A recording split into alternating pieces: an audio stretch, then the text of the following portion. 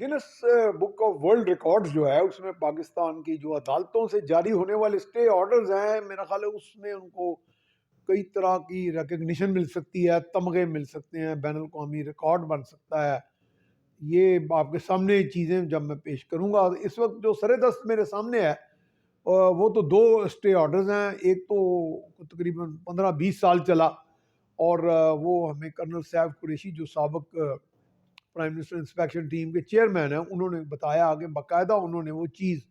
خود وہ اس کو ڈیٹیکٹ کیا، اس کو پتہ لگایا کہ ایک باقاعدہ جو آپ کا اسپیکٹرم ہوتا ہے، یہ جو براڈ بینڈ یا یہ جو ہوتا ہے، یہ سارا ٹیکنیکلٹیز آ جاتی ہیں۔ میں زیادہ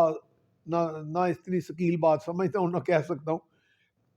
جس کا انٹرنیٹ کنیکٹیوٹی 4G 3G یہ ساری ٹیکنالوجی سے تعلق ہوتا ہے، کہ وہ بتا رہے تھے کہ باقاعدہ اس میں چوری کیا ہے کہ چیف ایگزیکٹو رینک کے، یعنی ملک کے کسی بہت بڑے عہدیدار نے، اور وہ اس کا کوئی والی وارث ہی نہیں تھا۔ پھر یہ تھا کہ جب اس پہ ہاتھ ڈالنے کی کوشش کی گئی تو کئی سال، یعنی تقریباً 2 دہائیاں اس پہ اسٹے چلتا رہا، اسٹے آرڈر۔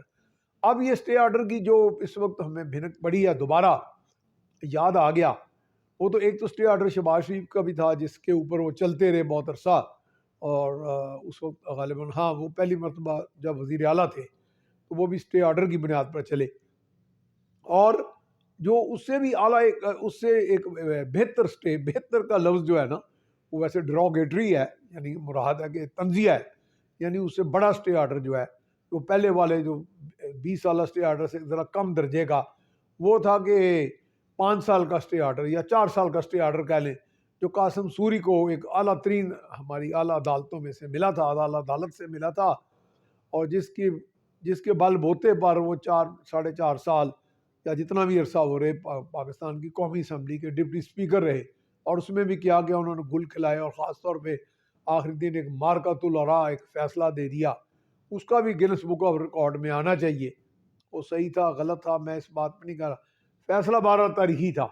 فیصلے سارے کو ضروری اچھے نہیں ہوتے جو تاریخی ہوں، برے فیصلے بھی تاریخی ہوتے ہیں۔ ذوالفقار علی بھٹو کا جو برا فیصلہ تھا وہ بھی تاریخی ہے، یعنی تاریخ میں رقم ہو گیا ہے، وہ کہلائے گا جوڈیشل مرڈر ہی، بھلے کہ وہ اس حوالے سے ان کو پھانسی ہو گئی،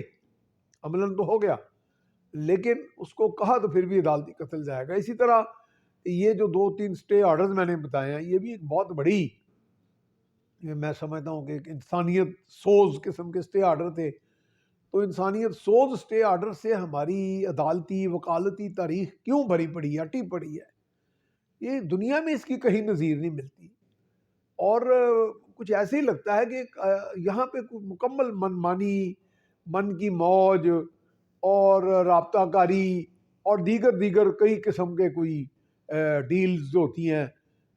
یا آپ کیا سمجھیں کوئی انڈرسٹینڈنگ ہوتی ہے جس کے اوپر لوگ اپنا فائدہ لے لیتے ہیں، شک کا فائدہ بھی لے لیتے ہیں، شک کے فائدے کے بغیر بھی فائدہ لے لیتے ہیں۔ تو یہ معاملہ چل رہا ہے، جیسے کہ لوگ یہ بھی بتاتے ہیں کہ جی جو شاہ رخ جدوئی تھا، ایک بہت بڑے مغل گھرانے سے تھا، اس کا باپ بہت امیر تھا، اس نے اربوں روپیہ دیا، ایک بہت بڑے اس وقت نامور وکیل ہیں جو اس وقت بہت سیاسی لیڈر بھی بنے ہوئے ہیں اور بڑا نام ہے ان کا، اور ان کے توسط سے کوئی 1-2 بہت بڑے اعلیٰ عہدیدار جو تھے، جو حال ہی میں کوئی جنہوں نے استعفیٰ بھی دیا، ان کے اوپر بھی وہ مبینہ طور پر کہتے ہیں کہ 1 ارب روپے کی گیم بنی اور اس کی جان چھوٹ گئی۔ اس طرح کی جان آپ نے دیکھا چھوٹتی نہیں لوگوں کی، کیا نہیں ہوا۔ ملک ریاض نے کہا، ملک ریاض چلو خود جیسا بھی آدمی ہے، لیکن اس نے تو کہا کہ مجھے دباؤ ڈالا گیا، اور ہمیں بھی یہ پتہ ہے کہ چودھری افتخار صاحب کے دور میں کیا ہوتا تھا کہ جی مجھے میرے بیٹے کو یہاں سے نکال کے ایس پی بنا دیا جائے، پھر یہ گاڑی مجھے چاہیے